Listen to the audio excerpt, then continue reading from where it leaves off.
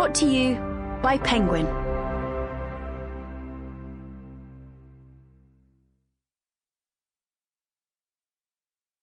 The Jungle, an Oregon Files novel by Clive Cussler, with Jack DeBrule. Read by Jason Culp. Prologue. Eastern China, 1281 A.D. A thick fog filled the valley and spilled out over the surrounding mountains.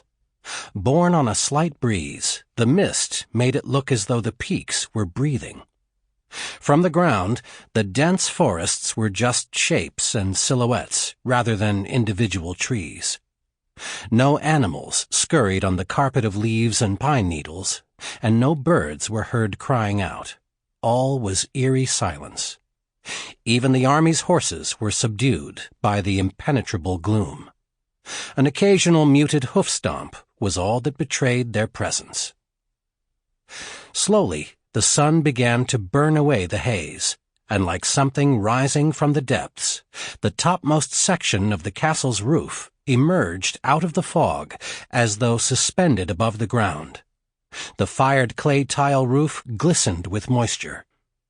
Next to be revealed were the towering walls that surrounded the town.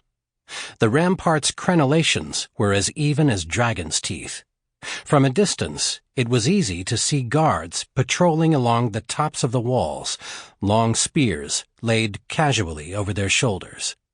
They knew the Great Khan's army was nearby, but they appeared confident that the town's fortifications were more than adequate.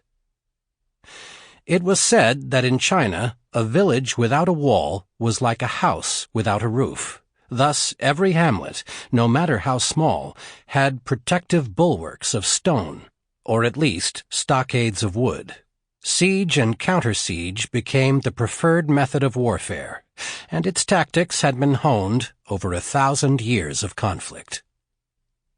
Before their conquest of China, the Mongols had fought as light cavalry, sweeping off the steppes and decimating their enemies in lightning raids. But they adapted to the Chinese method of battle, albeit reluctantly.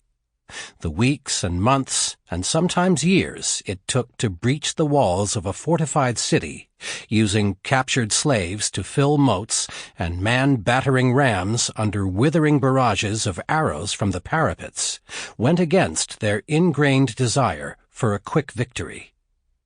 If things went as planned, and the sun burning through the fog indicated it would, a new strategy would be employed this day that would make every walled citadel a trap from which there was no escape. The few warlords in the region who had not yet proclaimed their fidelity to the Khan soon would, or face swift annihilation.